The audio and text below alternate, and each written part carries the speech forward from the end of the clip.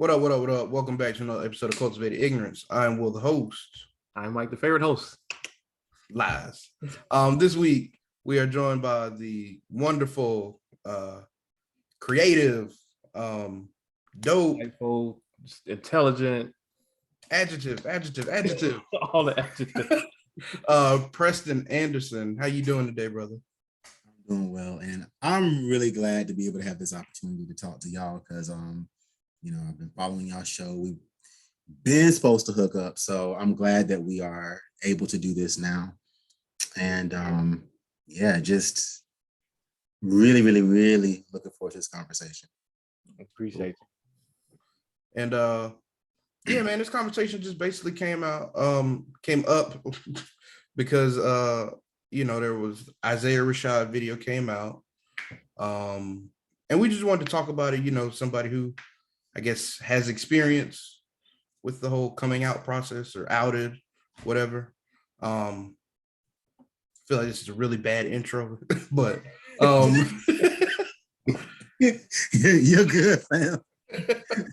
yeah, but yeah, you when that happened, you shared an amazing post on Facebook, kind of explaining the problems of the coming out and the all that stuff. So we're gonna get into that today. Cool. But first and always, we broke. As Mike knows, and hopefully you know at this point, we broke. If you've been following the show, we say at the beginning of every episode, we broke. Every episode. We get a new kid every episode too. So now we have 15 kids each, I believe. Yeah. So, if y'all have $5, to burn, because I know y'all just got y'all tax money. Exactly. Go ahead and head over to www.patreon.com/cultivatedignorance. We are doing our Euphoria reviews on there currently. We are. It's lit sauce. Rue is a hot mess. Hot fucking mess. If y'all don't know. But yeah, that's our current little hot shit on there right now. So www.patreon.com/cultivatedignorance. Get all our exclusive videos. And yeah, let's get into the show. Awesome. So, Brother Preston, tell us a little bit about yourself and what you got going on. Cool. So, I'm kind of right now in the midst of a lot of different things. I have a company that I help people, small companies, especially visionary companies with branding identity. That's Erin Ico. But I would say that my love right now, like my passion, what I'm really trying to work on developing is VudooMunkyFut. And for me, VudooMunkyFut is a project that I know for a fact is over a decade, years old. And it started off honestly as Esthete. And this is like fresh out of Morehouse. And I was very much into the Black men and luxury things and so on and so forth. Right.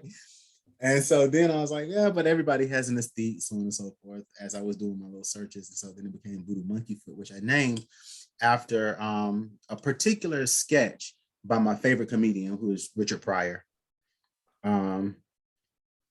And from there, as my aspirations changed, as my politics changed, as a lot of what I was understanding and undergoing changed, so did VudooMunkyFut. And so now, for me, what it is an opportunity to build sort of like, I guess you might say, like a prototypical kind of community that is based in the Black imagination. So a lot of what I want to do is take a lot of what we call this very high esoteric theory, the stuff that's way out there that a lot of people say they can't understand or that is inaccessible. And I want to bring it to everybody through critiquing, through talking about, but also imagining things from a Black perspective through the media that we're already consuming. Yeah. So, I did a video on Blue Marvel and the limits of the Black imagination within the comic book arena. Oh, You know, I've done a video on zombies and what it, and talking a little bit about the concept of social death, but also what it might look like for us to embrace, being quote unquote the monstrous. I did one on mumble rap, where I basically talked about like unintelligibility as a tool, right? Like people like, I can't understand what they're saying. I'm like, sometimes certain people shouldn't be able to understand what we're saying, right? So this, so like for me, it's kind of like taking these things that we already engage with all the time and then like completely breaking them up, but in a very Black way, and saying, what can Black people imagine out of this? And I want to have more conversation, so on and so forth, so that we can actualize these things. Because I mean, like, theory is awesome, but as a friend of mine said, it's nothing but speculative fiction until someone puts it to practice. So.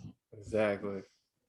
And I love your platform because I feel like it combines, I don't know if you agree, I know you identify as an Afro-pessimist, but I don't know if you identify as an Afro-futurist as well. I feel like it's both of those things in the truest sense of. It's got to be though, right? Like, I will say this, like the only thing that keeps me from becoming a nihilist is the idea that, or the fact, I will say the faith that I have in Blackness to move us toward something else, or move us towards at least the end of all this here. Yeah. And so like, I really believe, and I think Jared Sexton wrote an essay kind of like in this vein where he really said that like Afro-pessimism is really calling us to really kind of exact the far reaches and the absolute limits and go beyond the limits of our very, very Black imaginations. And I think that's what keeps me pulled. That's what keeps me a pessimist instead of a nihilist. that's what keeps me imagining and keeps me trying to go forward with these projects. 100%. Real quick, and we're going to dive into the topic. I think while these ideas are great, you hit the nail on the head. Like, it's just more so speculative fiction until it somewhat catches on, until you can get the crowd to believe in the idea as well. So for you and VudooMunkyFut, how do you, while you do, put this media out and everything, how do you see it getting to the world? How do you see the world grasping a hold of these ideas? So part of what I've been working on is developing a way for me to not only put media out there, but also for me to build conversational spaces, garner actual space. Because the fact of the matter is this.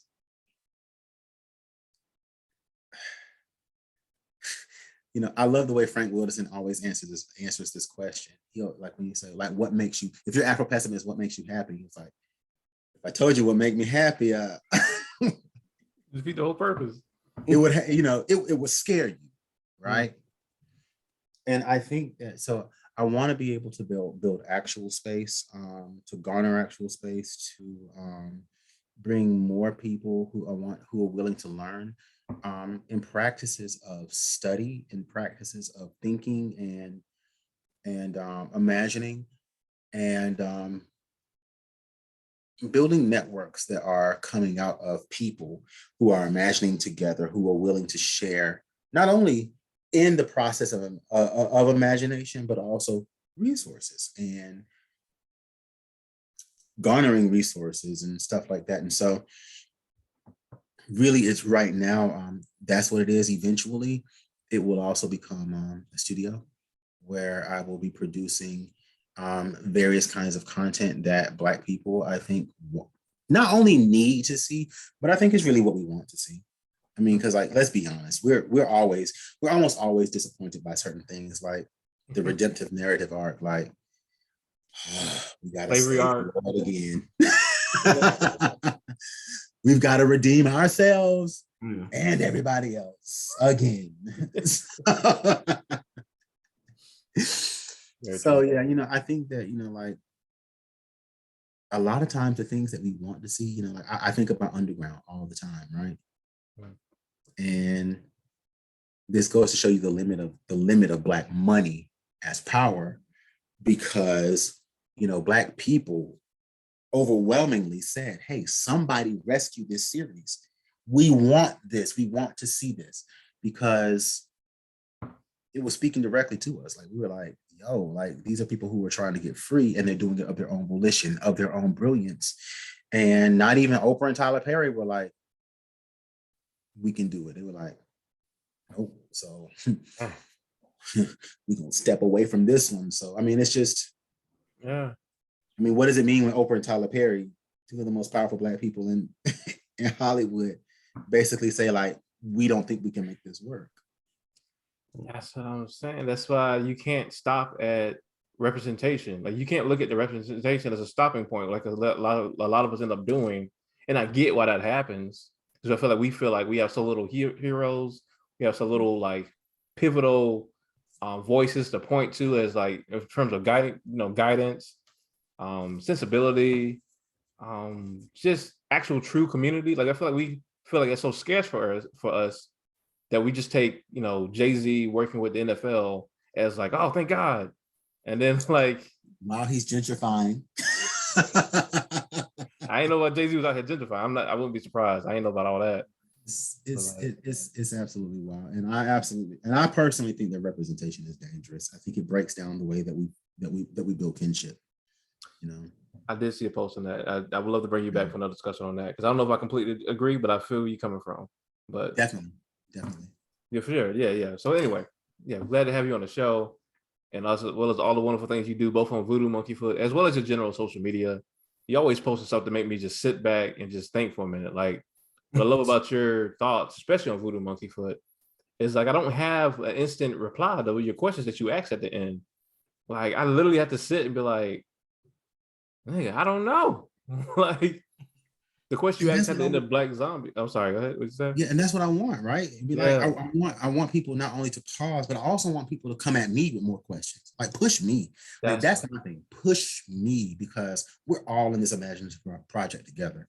That's it. That's the whole point of this podcast as well. So we truly appreciate you coming on. But yeah, man, I guess we can jump into the topic of the day. Yeah, let's do it. Where do you want to kick it off? You want me to kick it off, Will? No, I mean, you go ahead. So yeah, man, if you've been, well, I was obviously under a rock because I didn't know about it until Will brought it to my attention. But Isaiah Rashad, if you're familiar, he artist, one of my favorite artists. We used to be one of Will's favorite artists, but I guess he don't like the stuff he's been putting out lately, I guess. At the Sylvia demo, I was like, whatever. I see you. But yeah, Sylvia demo came out, was fucking fire. Preston, I don't know if you're a fan of Isaiah like we were. I just found out about this brother, so you gotta go to hit the archives, my friend. You know it. It was one of the best hip hop albums to come out in the last few years. But then he had issues. He had issues with addiction. You could definitely see it in the Sun's Tirade, where it just seemed like he was talking about it, but he wasn't really getting into depth with it. And you could tell his music was just shifted. Like, it just seemed very unfocused in a lot of ways. Very fluid also in a lot of good ways. And but you can just tell he was going through it. And then next thing you know, he goes to rehab. He disappears for a while. No one hears from him. And he pops back up. Like, he's sober now and stuff. He did a whole interview in Fader about it. His whole issues with depression and reaching so much height, so much fame with Sylvia Demo and the Sun's Tirade, how much pressure that put on him and everything. He went through it. So he made a comeback. He made a new album. I think it's a pretty good album. He's been kind of doing his thing, and then lo and behold, somebody leaks a sex tape of him. Giving somebody the gok. It leaks out, and I didn't hear about it because I have my notification stuff turned off anyway. But like, I didn't hear about it till Will told me about it. But when I looked into it, it seems like everybody's reaction was either like, okay, well, he's gay now, so either I can't fuck with him no more because I'm homophobic, or like, who cares about his identity? So, the two extremes of, either I gotta act like white people, I don't see color no more, or I can't fuck with him no more. Right. And and Preston had wrote a very thoughtful status about it, and I was just kind of wondering if you wanted to elaborate on that, and as well as we can just give like, and Will, you as well, like your general thoughts on how people were reacting to this whole thing. So I remember there being like a series of leaks. Yeah, it was. It was like Oh, hidden. Little And I fizz. was right. It almost felt like celebrities and they things was just in your like just in your face. like, oh my God. Right.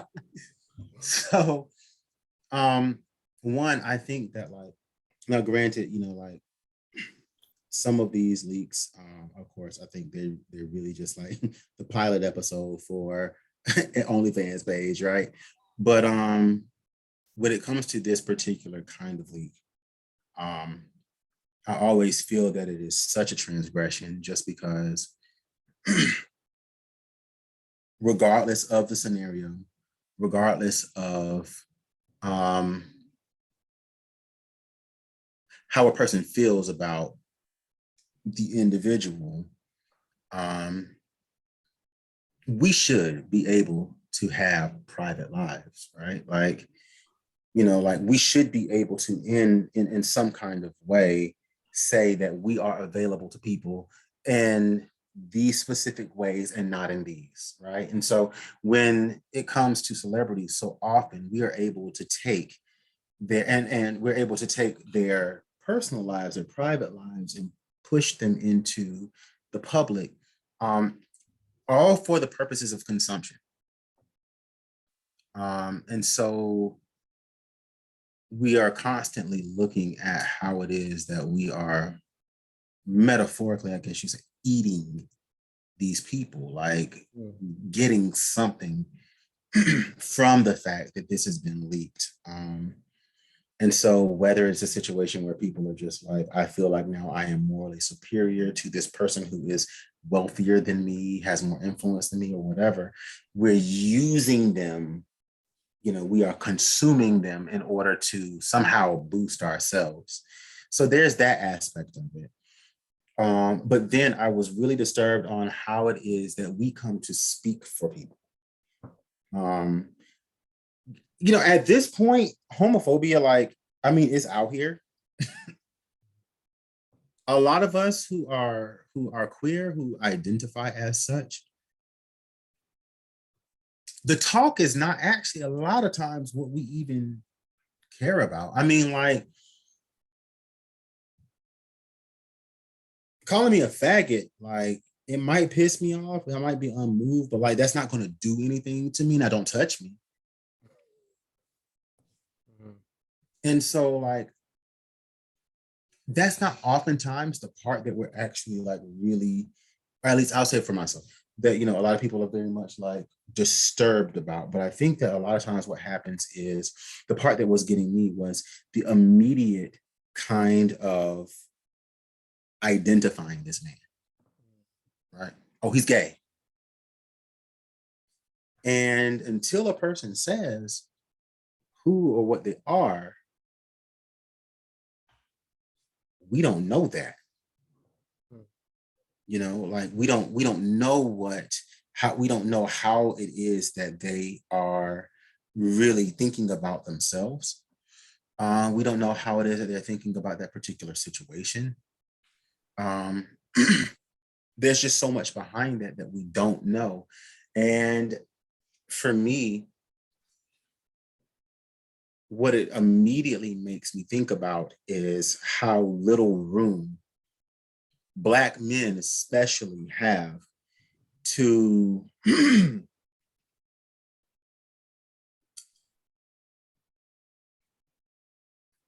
to explore, to experiment, because it's almost looked at as soon as you step outside of some very specific parameters for how we view Black masculinity, Black manhood, you have always and forever failed Black manhood.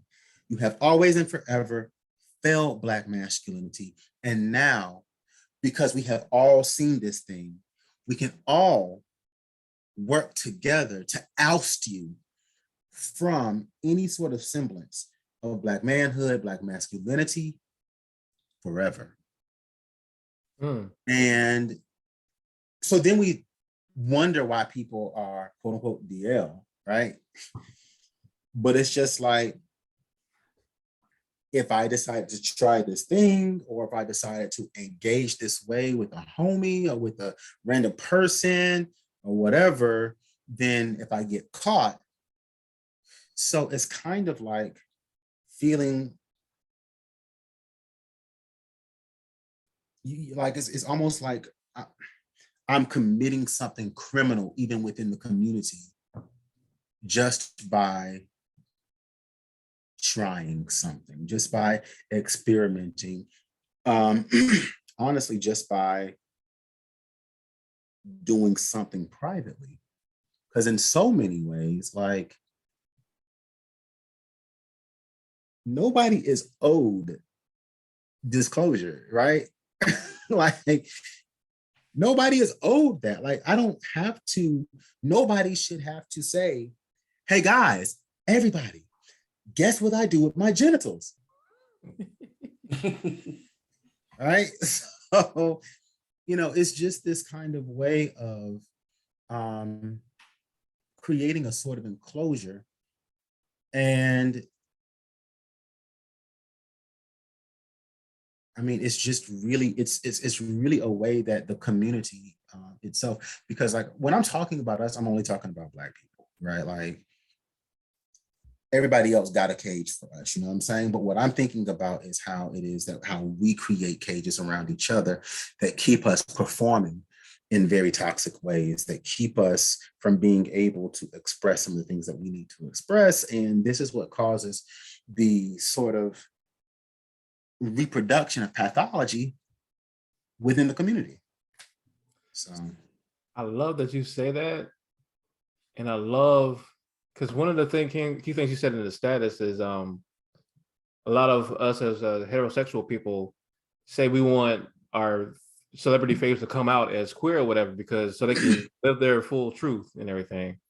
And one thing you said is we don't so much want that as want them to be, I guess, pinpointed so we can surveil them, so we can know who's gay and who's not. And when I first read it, I was like, I don't feel like I do that. But like, then I started thinking about the circles that I frequent, and I think about how many conversations come up on black male sexuality. How many, like, if a dude gets pegged by a woman, is he gay? Conversations that happen all the time. How many? Is it gay to do da da da? Is it gay to da da da? I remember Mango Lemonade came up in one of them, and I was like, dude, like constantly, like just that's definitely why I'm gay. He's constant, like, who's gay? Like, who's gonna answer this question in a way that they might be gay or sus or whatever the fuck? And like, it's an obsession. And for me, I guess like, it's for me, people like me, I don't know if Will can relate to this. Like, I find it interesting to know about your sexuality because I love talking about sexuality. So like, I'll have those conversations to like learn how you get down in the bedroom, because I just love talking about sex. But I know, like, I noticed that so many people I'm talking to, they're trying to pinpoint like who is gay in the room, who is straight in the room, and there's no like in between in that. There's just like, who the fuck is gay? Do you feel the same way, Will? Or now that you mentioned it, yeah. You know, I can think of times where like we played Circle of Death or something like that. You know, like one of those little question games while you're drinking. Yeah. Mm-hmm. You know, somebody will have a slightly gay topic, like, you know, have you ever sucked a dick, or you ever like kissed a dude, and you be looking around at all the other dudes raise their hand. You know, let me go ahead and put him in the gay box or whatever. You know what I mean? That's that old way of thinking. Right. But yeah, man, now that you say it, it's absolutely true. And the thing, sorry. Go ahead. And the thing is, like, what we do, right, is we even kill the possibilities of like cishet / queer brotherhoods through this, right? So like, perfect example, Tank, right? Tank said, you know, if you suck a dick once or twice, like, it don't make you gay, right? And he got lambasted for this viewpoint. People were like, oh man, so has Tank done it? And see, then it becomes a situation where it's like just saying in some kind of way, a kind of like a queer adjacent or queer truth, right? Automatically, people begin to try to discipline you into a sort of distancing yourself from those of us who are queer, right? So it's just like, yeah. So like when we play those games and people are looking around and, oh man, oh no, you did so and so, oh that's gay, and it's kind of like, at some point, I just want us to drop white Western identities because they are so simple. Like, Listen, it's so See, simple. black people don't know nothing else. That's all we know. And colonize black people.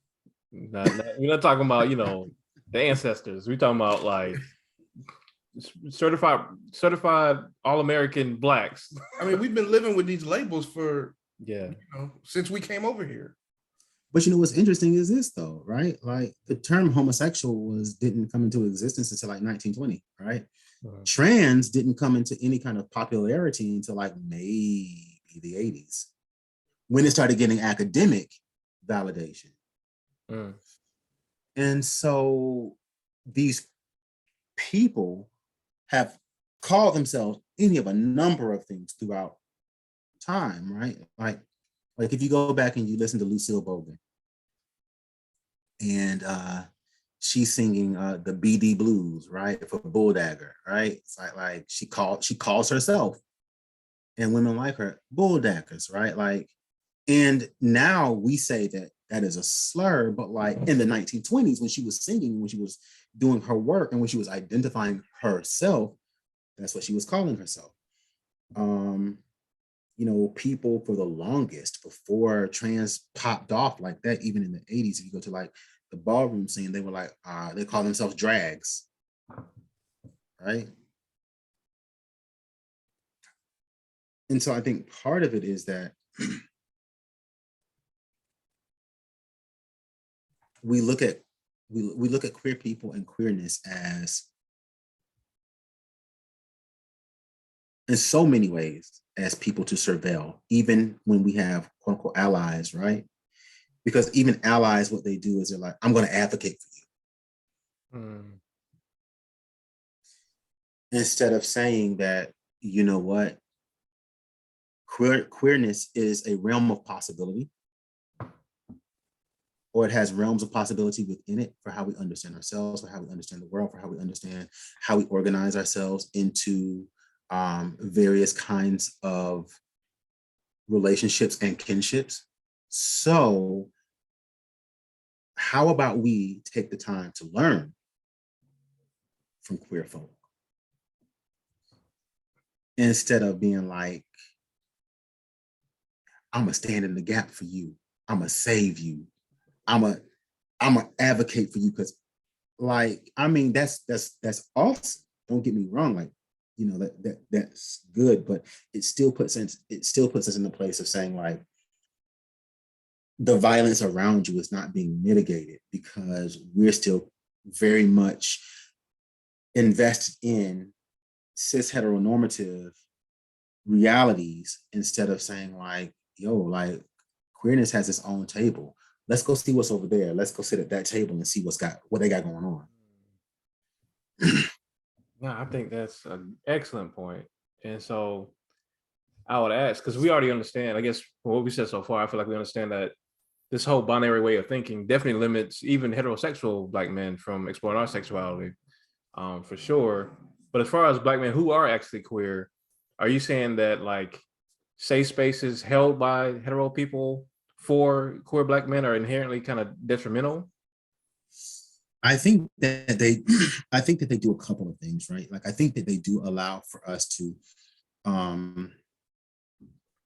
maybe breathe a little bit more easily, right? Like, I like knowing that I'm in the company of brothers and sisters who are not going to try to verbally or physically assault me. That is good. Not because I'm afraid to get my ass beat, because first of all, I ain't fighting but so long. After a while, I'm just start shooting. But I've seen it in action. Yes, I believe it. like I carry. So, but no, but I think what it also does, right, is we walk from one sort of enclosure into another. Because that space can also be very enclosed in that one, there's always this expectation of disclosure. We've got to say who we are and what we're doing. And a lot of times what that means is that we've also got to navigate a bunch of narratives that have been created for us before we can ever truly be ourselves, right? Which is part of the reason why I stopped dating women. Because it's like I sit down at the table and I'm trying to be honest, even though in not disclosing, I'm not being dishonest. Because at the time, when I'm sitting in front of you, it's me and you. Whatever we have, it's going to be whatever we're going to build, right? But at the time when I was dating, I thought that was necessary or whatever, because people were, this is when the whole DL man thing was big, right? Like, I think his name is JL King, had written that fuck ass book. Oprah was pumping it too. And so it was just like, it was like, gay men are trying to give us AIDS, right? So it was that whole thing. I remember that shit. So I was trying to get ahead of that. And people would ask me very humiliating questions, like very personal, very humiliating questions. And it was always about who I was sleeping with, how many people of the same sex I had slept with. People started going down the whole pathological like thing, like have you ever done it? Like I literally got asked on a date, so have you ever done anything with kids? And I'm like, yo, we do this. Like yo. You said that, like out your whole ass mouth, right? Yeah. And I guess what gets me though is like, one, people who identify as heterosexual or tend to be the people who are also pegged as pedophiles the most, right? But you have none of these questions, right? When you thought I was straight, you have none of them. Like, you don't care who I was sleeping with. You don't care if I was being protected when I was sleeping around with people, and so on. Like, you didn't care about any of that until I said I was bi, which means that you think that there's a lot of pathology that goes along with this. Yeah. And so when it comes to safe spaces, too often in the way that they're constructed, it is a space for us to be, it's another space for us to be held in, to be enclosed in, without us being able to influence the world, you know, to have our knowledge, to have our creative ways of being and doing and so on and so forth influence the worlds in which we all exist. It's still a way for people to say like, oh yeah, you're like, oh, I knew he was gay, and so on and so forth. And then there are the performances that come along with that. There are the expectations that people have for us. Queer people are oftentimes utilized as sort of a bridge between cishet men and women. You know, it's like brothers, you know, like cishet brothers will be like, hey man, what the women be saying? You know, I know you in with them like that, man. man, go tell her so and so and so. And then you have cishet women who are just like, you need to go get your brothers. I'm like, they're trying to put hands on you. You think they're not gonna try to fight me? Once again, they'll end up shot, but still. So it's that kind of thing. Like, it's a space for really cishet people to validate themselves and their own moral goodness, rather than a space for us to share. And I'm not so sure that queer people are always looking for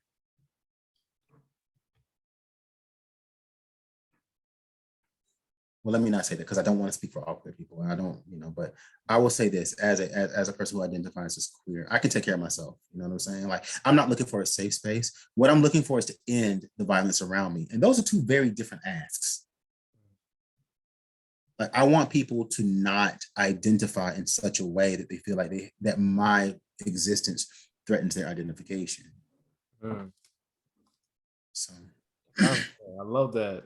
And I think, excuse me, touching on what you said about how queer folk often have their own table. It's not like a whole, like, I want to go sit at the table and have my own table. It's so weird how we are just now saying that with Black folk, but we can't really envision that for queer folk as well, especially Black queer folk. It's so strange how we can make that disconnect. But one thing I wanted to ask is, all right, well, you tell me if you relate to this, or you agree with this. One thing that drew me to Black feminism, I feel like Black women have had the space to self-actualize, which is to, like, basically reach your full potential, actually sit with your desires, sit with your unique needs, and chase those things. I feel like they've had more room to do that in ways that men haven't, because they aren't put in positions where they're expected to lead, be a provider, be hyper masculine, be, emotionless, just be greedy, be tyrannical. They're not put in that position under the spotlight where everyone's watching them to be a leader their whole lives. And so they have that space to just sit with themselves and self-actualize, which I don't think Black men often have. Listening to you, reading your post, I wonder if queer folk have a similar space that you're able to self-actualize. And I was wondering if if you agree with what I'm saying, do you feel like you've had too much pressure as a man to fully self-actualize growing up and you're just now getting to it? And how can we follow Black queer folks' lead on how to do that? So I guess Will can go first, and then I felt very restricted. Yeah. In the, I guess, different avenues or ways I could have grown up, particularly sexually. And I'm gonna just, like, kind of be honest, when I was young, like, I thought I was gay. Like, when I was very young, I thought I was gay. Why was that? Because as innocent as this was, like, I was in school with this kid, and I was like, I love this kid, like, you know what I mean? And like it's funny now, but like as I go back and look at it, like I legit thought I was gay, and like I was like, oh, I can't explore this. Like I can't do nothing with this. This is gonna have to die right here. So but it was just the things I grew up with, church, single mother, wanting me to be safe, wanting me to produce grandchildren, that was a road I thought was just automatically closed off. So, in that aspect and exploring relationships, I felt like I couldn't reach my full potential because it just wasn't an option in my eyes. Wow. And I think that's true for a lot of little Black boys. Absolutely. Yeah. Yeah. And that's facts. I mean, like, and I think it's so sad, right? Like, I think that queer people oftentimes, and I will speak for myself. Luckily, I did not. My parents were very invested in me being able to be a little boy, right? Like, there wasn't really so much emphasis put on me being a man at, early. I didn't have to really play any kind, like my parents took care of each other. So there was no expectation for me to be any kind of an emotional resource for either of them. I didn't have to be a mediator for them in any kind of way. So I think in a lot of ways I had a very, I know I had a very privileged upbringing in that. And so because of that,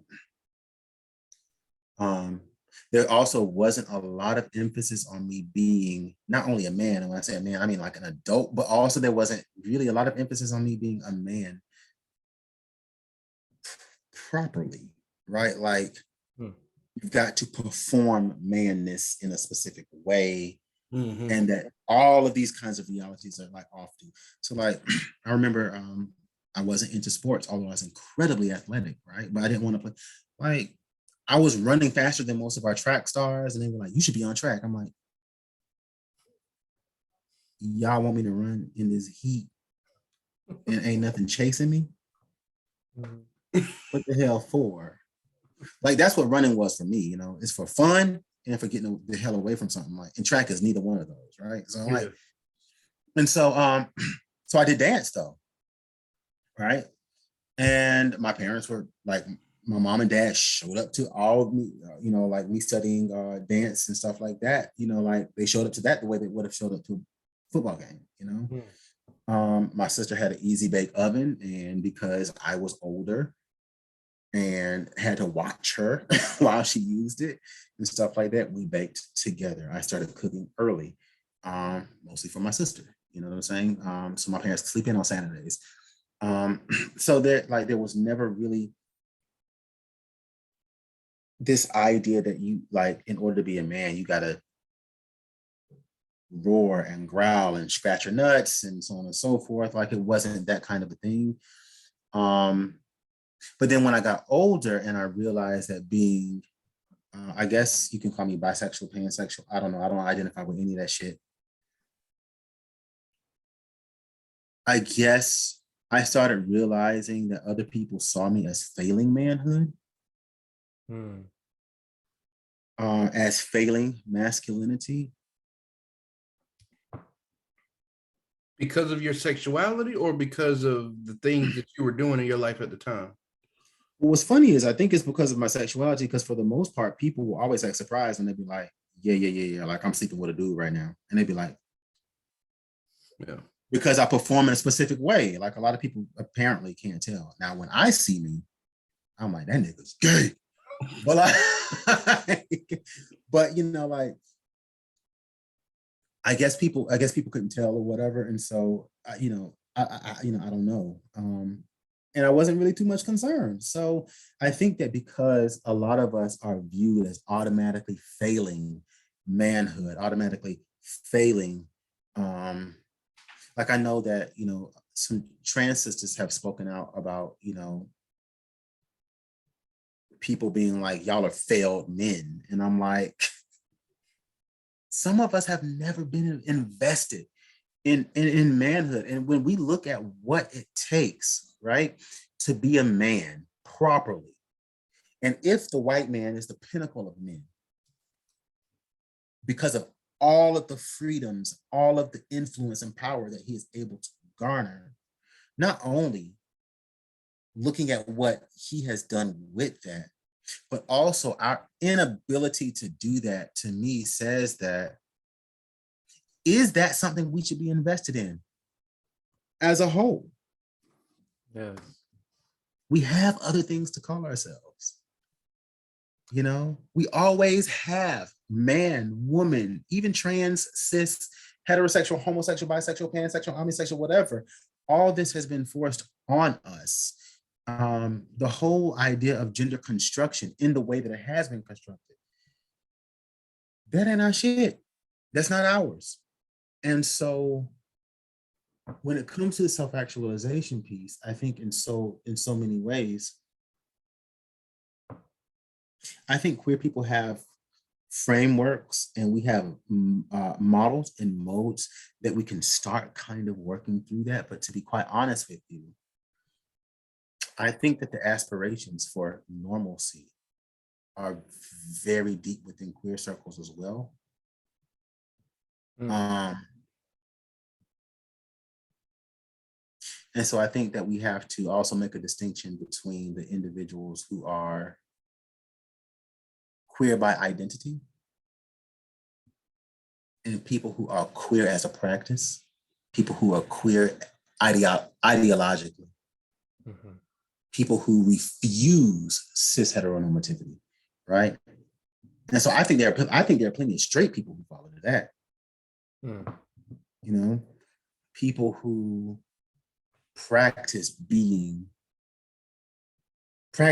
failing, right? Like they fail manhood or whatever else on purpose. They're like, yeah, I don't want to be that dude, You know, I don't want to be this kind of individual. I don't want to have to be aggressive, or I don't want to have to be violent, and I don't want to have to posture and stand certain ways. You know, like I want to be available. I want to be vulnerable, and I want to love on my girl, but I also want to love on my homeboy, because niggas deserve love too from each other. Right. So yeah.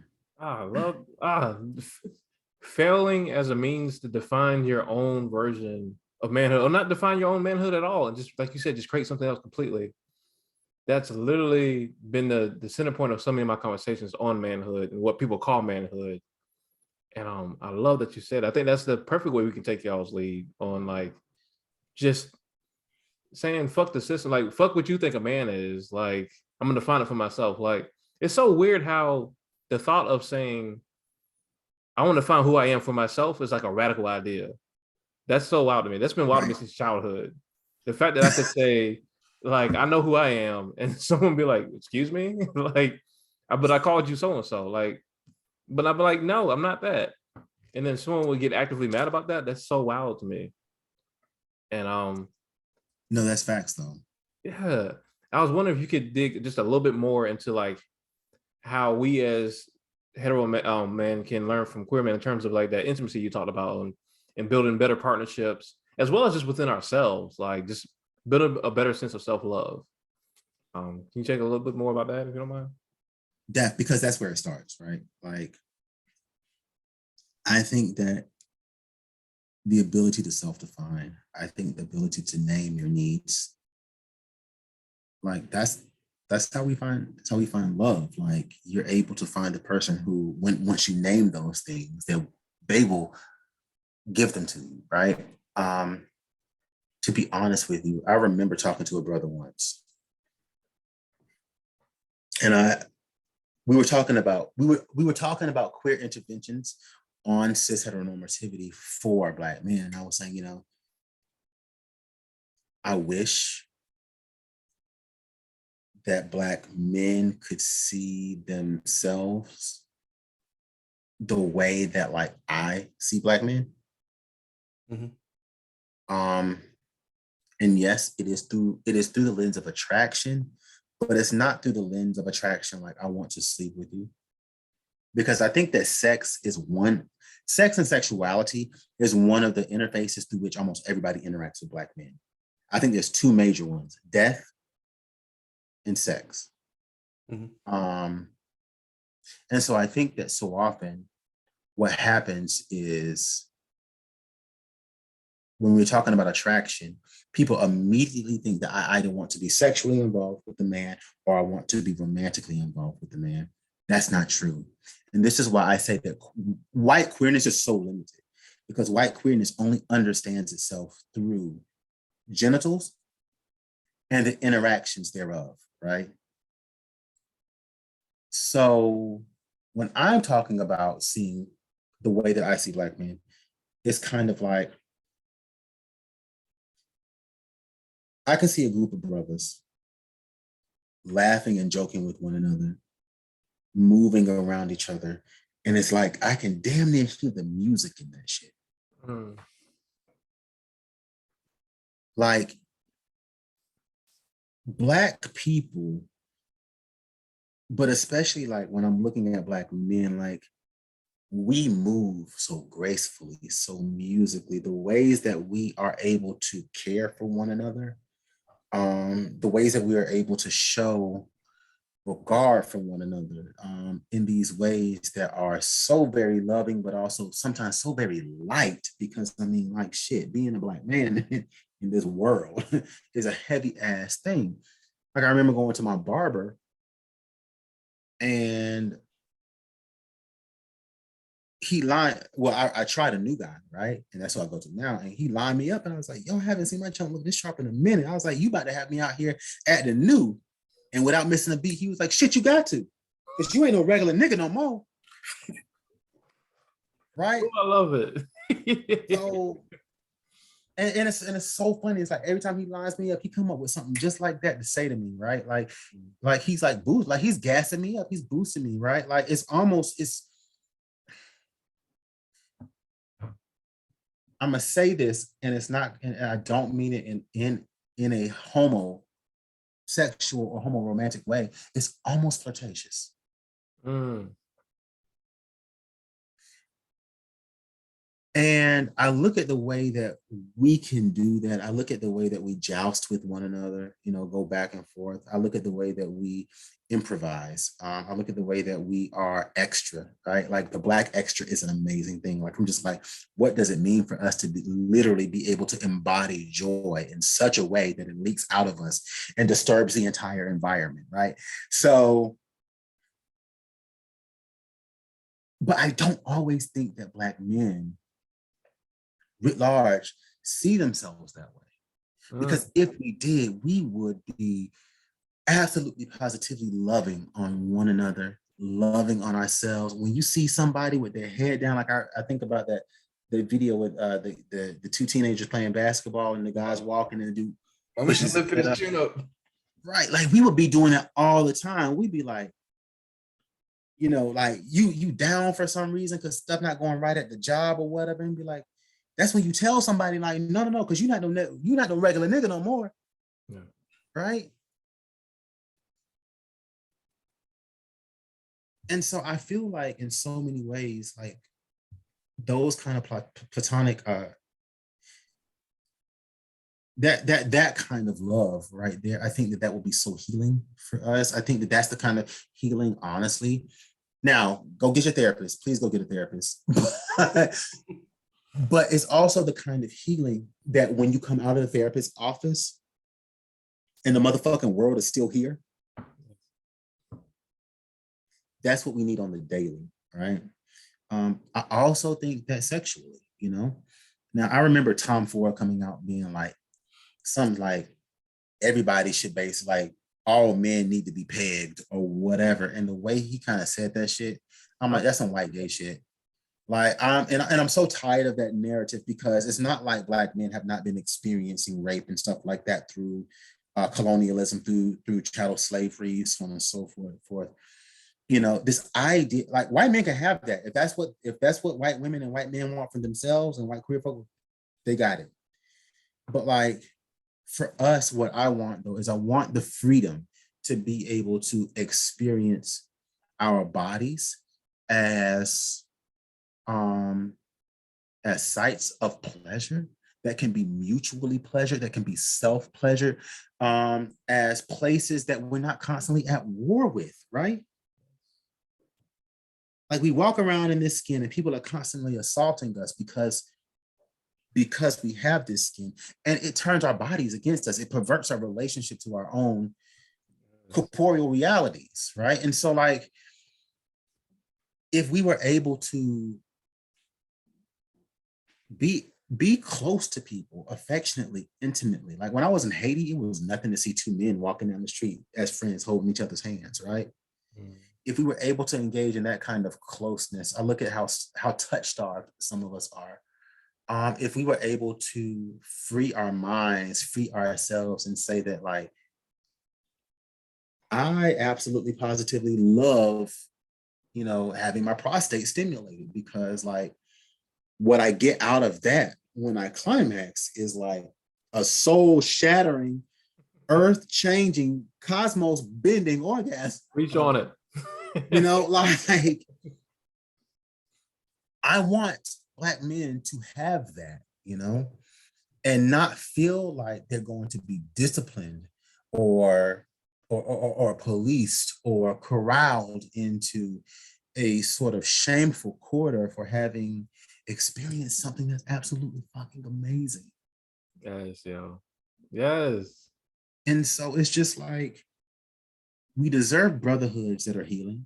We deserve sex that is healing. We deserve relationships with our body that's healing, and we deserve to be pleasured, and we shouldn't, I'm looking at the amount of men who are like in their 20s and 30s who are walking around talking about having issues with erectile dysfunction or performance anxiety.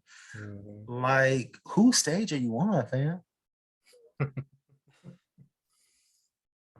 Like, I really want to be like, like sex as a conquest. That's some colonialist shit. That's why we have fatherlands and motherlands. Fatherlands always go and they pillage motherlands. And so sex has become that, like, conquest and performance. And it's become a way to prove something. And it's just like, what if the only thing you had to prove is that your body can feel so damn good to itself? Say that, Preston. Say that shit, man. Pleasure as a birthright. I keep saying this shit again. Pleasure as a birthright, not a reward. Yes. Like, and people don't know like what I mean when I say that at first, but then when I explain it, they're like, yeah, like, what if you just reimagine your world as pleasure, as like you inherently entitled, as soon as you wake up in the morning and as soon as you go to sleep, even while you're sleeping, you're entitled to pleasure at all times. That part. In any way it comes. I'm telling you, I don't think most men have that. Like, can't even imagine that. Can't even visualize that being a. When I talk to a lot of men, especially men with families, like any form of pleasure that doesn't come from like being, like I said, that provider, that protector, that whatever, insert male position here. Like, it's just, you just can't even have the conversation a lot of times. Because it actually, I think it hurts to have the conversation because it feels something that's so like intangible. It hurts to even talk about that as a possibility because you just don't see it happening. So like, why am I even having this conversation? And even if it is happening, right, a lot of us ain't gonna admit it, right? So yeah. I think about all the time, like the obsession, right, over penis size, right? Yes, I was just talking about and it's funny. It's funny to me because like when I've seen cishet men watch porn, I'm like, y'all are just as concerned about penis size as women are. Like, oh no, she fucking this dude. Oh, his thing's small. And I'm like, what does it matter to you, right? and I can distinctly remember, like, as a kid, it was nothing for us to get undressed in front of each other and stuff like that. I can remember when we first started going pubic hair. We started counting them bad boys. How many? I got 3. I got 3. I'm grown, right? Yeah. And then middle school happens, and all of a sudden everybody starts covering up, unless you're in sports, right? But then in sports, it's all right because you can be said to be doing a masculine thing. So like when you play around in the shower, right? All right. It's good masculine fun because I'm a football player. Right? I'm a basketball player. I do masculine shit. But yeah, it keeps us from knowing a lot of times even what's normal, what's average, what's natural. Like, it breaks the bonds because we're not able to talk about these things. And so we're not able to connect in those ways. And I mean, and to be honest with you, I remember writing a post one time thinking about how because of how manhood and womanhood were conceptualized under white supremacist capitalism, men and women aren't supposed to like each other. Like, they're not supposed to get along. It is a purely convenient sort of relationship. And so now we look at ourselves trying to fit into womanhood, trying to fit into manhood, and trying to figure out why we're always at odds. And I'm like, I understand why men feel better oftentimes around men, because they don't feel like they have to perform. They don't have to do certain things. And if we look at how sex is used among the more, I guess what we can kind of call the more intelligent social animals in the world, like bonobos, dolphins, so on and so forth, not only is sex for reproduction, but it's also for like stress relief. It's for increasing bonds. And so you get situations where, like, for instance, female bonobos or male dolphins or whatever will engage in like genital rubbing and stuff like that with one another in order to increase those bonds, in order to say, okay, look, the whole troop or gaggle or flock or herd or whatever the hell bonobos come in. They tripping today. We need to stress relief. We need to bring all this energy down. So let's go over here and bump purses. You know what I'm saying? Like, let's go do this thing. And so, like,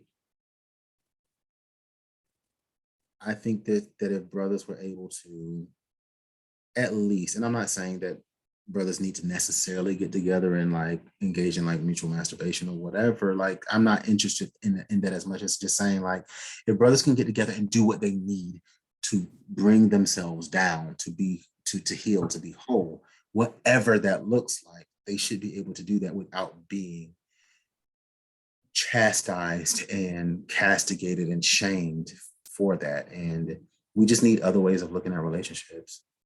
1,000%, especially regardless of who in that circle, how they identify as queer or straight or anything in between or anything outside of that. Just like you said, just the point of we need to feel better. Let's come together and make it happen. However way we need to make it happen. Right. The whole sermon you just put on the podcast is not impressive, for real. Like, this is why you're here. I know we're running low on time. I definitely want to give you some time for you to promote anything you got going on. But Will, did you have any thoughts on the? Yeah. Real quick. We've seen this in like TV and media or whatever, where a guy will come out and say, "Hey, I've done such and such with the guy before," da da da da. Particularly, one of those episodes of Insecure when Molly was dating the dude or whatever. Mm-hmm. Completely turned off after she found out that he had been with a man before. So do you think that fear of being honest about our previous sexual encounters mostly comes out of our fear from being judged by women, or just the community as a whole? I think it would probably be as a whole, just because, like, I mean, when I was younger and hoe was life, I slept with, my share of quote unquote DL men. And I mean, they would say stuff like, "Hey, you can't let nobody know. Like, if you see me in the streets, act like you don't know me." And I'm like, first of all, if I acted like I decided that I wanted to know you, I could only ever take up your stock, boo-boo. So don't play me. Don't do this, right? So I do think it comes from like, oh yeah, because my homeboys don't know I'm, so on and so forth, right? Because they might reject me. But I do think it also comes from this idea that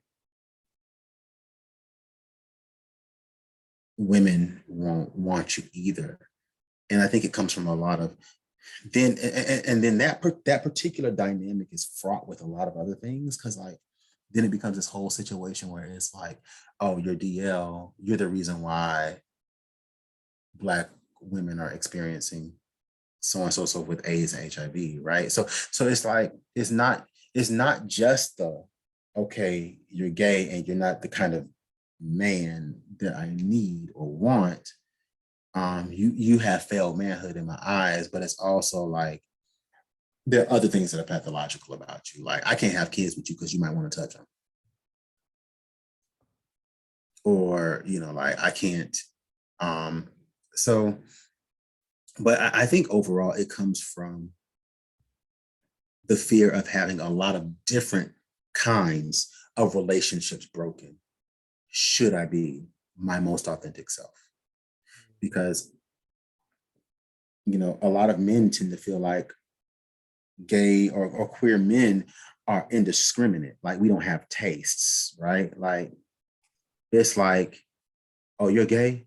Oh, dang, man, don't hit on me. And I'm like, this is the weirdest shit ever. Hey, I'm not gonna lie, I used to think like that. Ew. We all did. We all have. It's the weirdest. No, I would never, But it's and I mean, and I will say this, like when I was at Morehouse, I got the chance to have brotherhoods with of course other gay men, but also like some straight brothers who, like, to this day are my brothers for life. And it was nothing for me to go and just be able to, like, when we were stressed about one of our classes or whatever, for me to be able to lay across one of their stomachs and just chill, or we're on tour and the bus ride is long and I lean over and I'm sleeping on my brother's shoulder, you know, like it was nothing for that to happen. And it never threatened them, you know. And so, you know, I will also say that there are places and there are ways that brothers are forming transgressive sorts of brotherhoods and masculinities and manhoods. And so I always want to give kudos to the men and to the people, to the Black people who are actively resisting, who are actively refusing, who are doing that, because it is happening. And I don't want to make it seem like it's not. I never want to, like, I'm not that dude. Like, the Black community is so homophobic. Like, that ain't me. I'm not that dude. Yeah, no, and I love that you have those relationships, because I feel like that's the usual discourse is either the LGBT folks are trying to kill us, kill the Black community, or it's that superficial, how can we bridge the gap between gay people and Black people? And it's like you retrain the same conversations over and over again.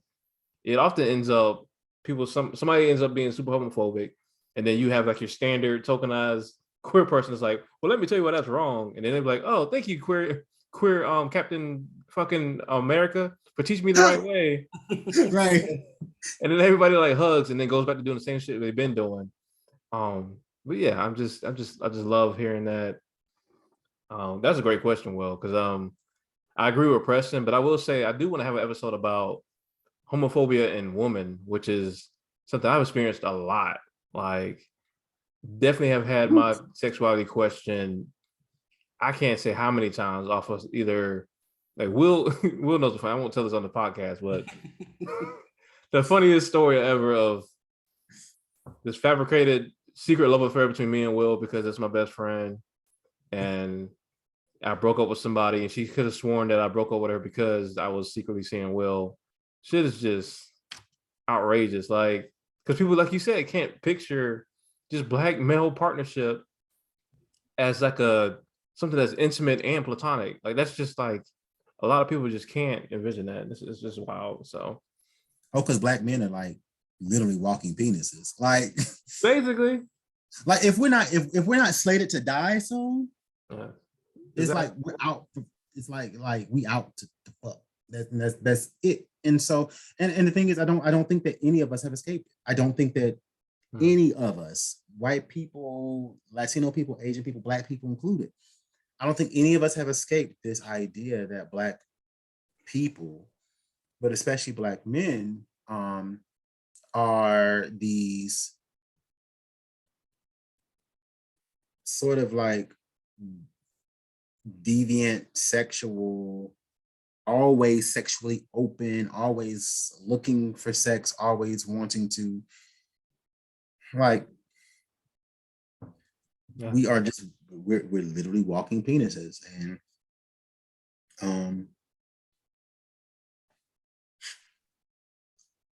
I'm at the point now though where, like, I'm not concerned about perception. Like, I don't give a fuck. So, like, for me, it's kind of like, how are we, however, going to determine and tell people how we're going to show up in the world? Exactly. And that's what I want us to get to. I don't want people like, let Black men heal. Right. I'm a grown ass man. I'm gonna heal. I'm gonna heal on my own accord. Like, I'm a self-determining. And I think we got to get beyond that idea that we have to be given permission or clearance to analyze how we've been observing our lives, how we've been experiencing our lives, and how we talk about our lives, and how we decide we want to determine who or what we are, if anything. If anything, I love it, yo. I absolutely love it, yo. I'm sorry we went over time. I don't want to hold you up, but like, no, you're good. we can talk all my, like, for real. Was there anything in particular that you wanted to shout out that you got coming up, or just in general? Not really. I am gearing up for a proper launch for VudooMunkyFut. So I am in the process of recording videos and setting up conversations and stuff like that. So VudooMunkyFut.com is VudooMunkyFut.com. We're also on Instagram and Facebook. That's where we operate the most. So I do have an email list if people want to go to the website and sign up. so that people can know what we are trying to do. Have a Patreon as well, patreon.com/VudooMunkyFut, because we are trying to actively build community, garner space, both virtual and actual, so that Black people can get together and just work our imaginations like to the nth degree. Now, is it only for Black people, or like, are white people welcome as well? So for me, the way that I'm looking at it, I am most concerned about Black and Blackened people. So like, and I started thinking about this because I'm studying a lot of Caribbean theory. And when you start looking at like Latin America and stuff like that, I start thinking like, yeah, these people are not Black, but it was a whole lot that some of their ancestors was working hard as hell to get them here.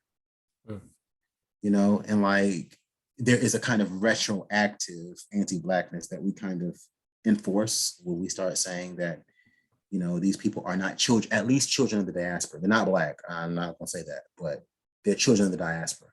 And so it's mostly for that. The conversations are open to everybody. Conversations are open for everybody. The space, not so much. No, I dig it, yo. I feel you. Please check out VudooMunkyFut. Like Preston is doing some amazing stuff over there. You definitely have one of the most thought-provoking platforms out here, period. Because I get depressed how much, like, I just see entertainment is fine. Don't get me wrong, entertainment is cool, but just how much just mindless conversations are had online where the thoughts post, how that shit goes. The thoughts post or the fake debate post, you know what I mean? I will block a thoughts head ass. For real. And it's like so seldom that you just get somebody to just make you, like I said, just sit down for a second. Like, I don't readily have an answer for this. Let me think about that and get back to you and just go back and forth on that. So I love what you're doing. We got mad love for you, period. Any way we can help or support, you already know it ain't nothing but a phone call away. But thank you so much for coming through, yo. Like, you have no idea. And really thanks for having me, because I love y'all's platform. Like, y'all out here doing the work, fam, and I love it. So. Same to you. Thank you so much. Thank you so much. We'll get up. 1,000%. So if you want to stick around, this is the part where we just shout out Black women just doing the damn thing out here, being fine, being fly, being awesome. I'm here for that. All right, word. Bet. This week, I think Will's gonna put her up. Yes, her fine self. They went full screen on my screen. The yams just took over my whole screen just now. I'm sorry, y'all. Right. Hey. The beautiful Shay is Love, aka Shay Daly. Good friend of mine, as a sex educator and intimacy coach out of California, who shares expertise on how to build better self-love practices, healthy relationships, and tapping into that inner goddess light. If you're not a goddess, she still does very good coaching sessions for all individuals as far as building a plan of action for becoming a better lover / partner with your unique needs and goals in mind. My favorite thing about Shay is she hosts this thing called the Pleasure Hour every Thursday night at 10 p.m. Eastern on Clubhouse, where we just be talking about sexy shit. We playing games. We be getting freaky. Like, it's just a freaky ass playground. Like I said, every Thursday night at 10 p.m. Eastern. You can look her up on Clubhouse at Shay is Love. You can look up her on Instagram at Shay is Love as well. Please go to her website, shaydaily.com. Book a session. Get your love life together. Learn how to be a better partner. Like Preston said earlier, learn how to be multi-orgasmic. That's the best advice I can give y'all. Just learn to get all the pleasure you can handle. And as you can see, just beautiful. And she just has such a wonderful soul about her. And she has one of the sexiest voices I've ever heard on the podcast. Like, I meant to tell her this. I'm supposed to be on her podcast soon, so look out for that. But she has like a sexy ass podcast voice. Like, she is perfect to be doing these things. Will already liking the pictures. I love to see it. But yeah, man, please check her out. Shay is Love. Yeah, she's beautiful. She is gorgeous. Well, I saw you tugging your collar and shit. You was getting hot. You was getting kind of breaking out of sweats and everything. Jonesing, baby. I'm jonesing. Look, I started looking. I was like, hold on. Am I glistening? Wait, Am I glistening? All right. The forehead got shiny. Well, yeah, man. Again, thank you so much, Preston. Thanks for having me. For sure. Thank y'all so much for listening to us again, for all the love y'all give us. Shout out to the patrons. We love y'all. Thank y'all for supporting us. Again, we broke, so please become a patron if you're not already. Only $5. Yeah, man. We'll see y'all next time. Yeah. Peace. I'll holler at y'all soon. Peace.